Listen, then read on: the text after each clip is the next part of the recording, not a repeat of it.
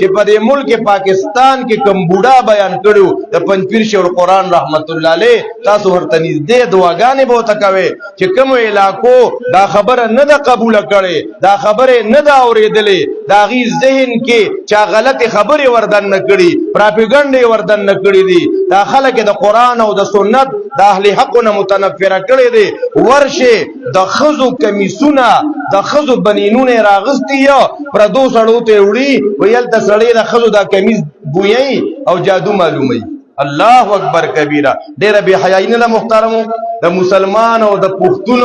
دغه د ښځې کمیس او بنین به څوک بویي یاره څونه غټې جاخې دي محترمو هسې په ایمان یې وایې خپل منځ کې یو که نه خپل منځ کې ناست یو هر چاته شا کې او الله ته مخ کې اے محترمو دې پنځپیر شیخ ته به د زړه دوا نه کوي د دې جاخو نه اخلاص کړیو قسم دی زه ته دا قرآن مې مخې ته دی که نه که دا پنځپیر شیخ القرآن نه وي مونږ به چېرته د قبرونو خاورې اوس خرڅولې ښه که د پنځپیر شیخ القرآن نه وي مونږ به په قبرونو باندې منجوري کوله هلته به مو مالګې خرڅولې هلته به مو تارونه خرڅوله ای محترمو دا یاد وساتئ دا د شیخ القرآن په پښتون قوم ګورې ډېر غټ احسان دی که چېرته څوک په بینرو او په فلیکسونو باندې لیکي چې په پښتون قوم د رب احسان د پنځپیر شیخ القرآن دا بالکل صحیح خبره ده که چېرته څوک په بینر په فلیکس په چاټ لیکي چې په پښتون قوم د رب احسان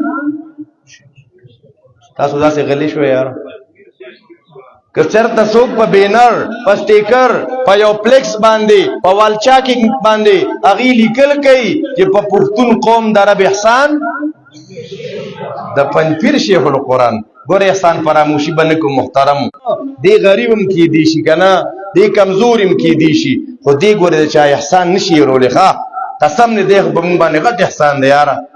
په دعاګانو کې یاد ساتئ اولاد ته دعاګانې کوئ خاندان ته دعاګانې کوئ هغه کلیوالو ته دعاګانې کوئ اے محترمو مسلمانانو نو نبی علیہ الصلوۃ والسلام به تپوس کو علیه دین په د پردي حق شته ځکه چې پیغمبر ته خو د غیب علم نه و قسم دې خلک روان دي مونږ ته